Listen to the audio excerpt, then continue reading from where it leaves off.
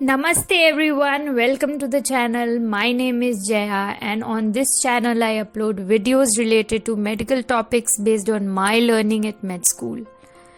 Today's topic is on coronary artery disease.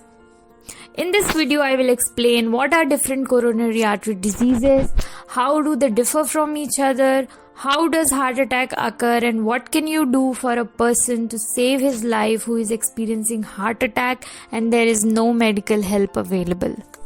So watch the video till the end and don't forget to like, share and subscribe. Let's start.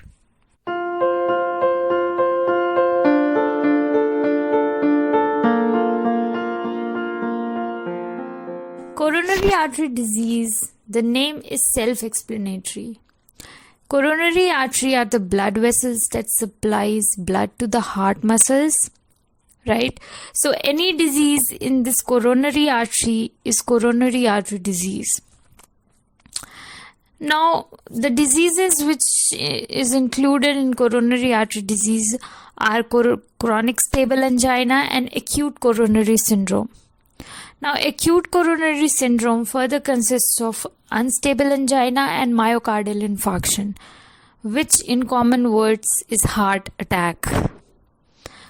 Myocardial infarction can be ST elevation myocardial infarction or non-ST elevation myocardial infarction. The cause for all these diseases is same, and that is atherosclerosis. Now you might be thinking, if the cause is same, then how these diseases are different from each other? Let's see. Starting with the first one, chronic stable angina. In chronic stable angina, the patient experiences no symptom when he is at rest. He only experiences symptoms when he is active, doing some exercise or having some emotional triggers or exertion. This is because the atherosclerotic plaque, which is formed in the lumen of the vessel, causes the narrowing of the lumen. When the lumen gets narrow, the blood flow through that blood vessel decreases. This decrease in blood flow is sufficient for the heart muscles to function when the heart is beating at normal rate. But in conditions like exercise and exertion, the heart rate increases, and now the heart muscles needs more blood supply to function. Since there is a formation of plaque in the vessels, and so the lumen is narrow, the vessels fail to supply sufficient amount of oxygen to the heart to function. And so the patient experiences chest pain. But this pain is temporary, and as soon as the patient relaxes and the heartbeat decreases, the pain disappears gradually in 10 minutes. This is chronic stable angina. Now let's understand what happens in myocardial infarction, heart attack and unstable angina. Now sometimes what happens, there is a rupture of the plaque. When the plaque ruptures, the fibrins are exposed to the blood, and this attracts the blood cells. The blood cells come and stick to that fibrin, causing a formation of clot, a formation of thrombus there. When a clot is formed at that site, it blocks the blood flow through that blood vessel. And when this happens in the main coronary artery, it causes a large area of heart muscles to suffer from ischemia, and this causes severe chest pain in the heart, and this is called heart attack or MI, myocardial infarction. So we understand that chronic stable angina can progress to heart attack. If the atherosclerotic plaque, which is formed in the vessel, ruptures and the clot formation takes place at that area, then this chronic stable angina can progress to heart attack. This is understandable. Now then, what is unstable angina? Now, sometimes the blood clot which is formed in the main coronary vessel breaks into small fragments, and these fragments travel through the blood and reaches to the small coronary vessels, where these fragments block the vessels, causing no blood flow and ischemia to the small area of the heart muscles. This is called unstable angina.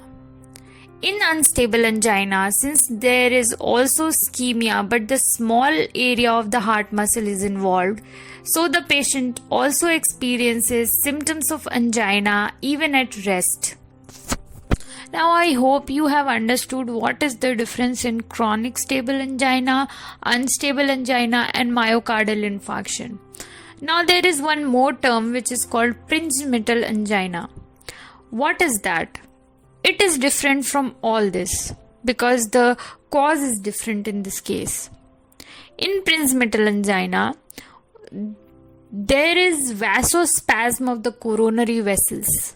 And when there is vasospasm of the coronary vessels, the coronary vessels do not dilate. When the heart of the person needs more supply of blood, the coronary vessels do not dilate to supply more amount of blood. This causes the symptoms of angina in the patient in stressful situations. So I hope all this is clear to you. So what to do when you see somebody suffering from heart attack? Now, when a person is suffering from heart attack in front of you, what you can do is immediately call for help, call to the ambulance for help and inform them. Okay, after that, if there is any hospital available nearby you, immediately take that patient to the hospital.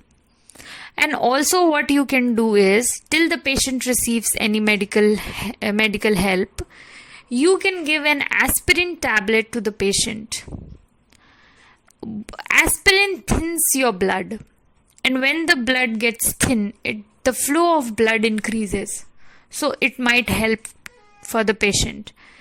If you cannot give aspirin, then you can also use nitroglycerin tablets. You can keep a nitroglycerin tablet on the below the tongue of the patient.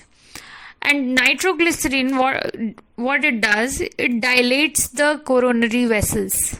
And when the vessels get dilated, the blood flow to the vessel increases and the patient's condition improve. So you can use these 2 tablets in the patient then and there. Next is, if that patient is not responding and he is unconscious, check for the pulse. If you do not feel pulse, immediately start CPR for the patient. Your efforts can save the person's life. So this was all for today's video. Thank you so much for watching.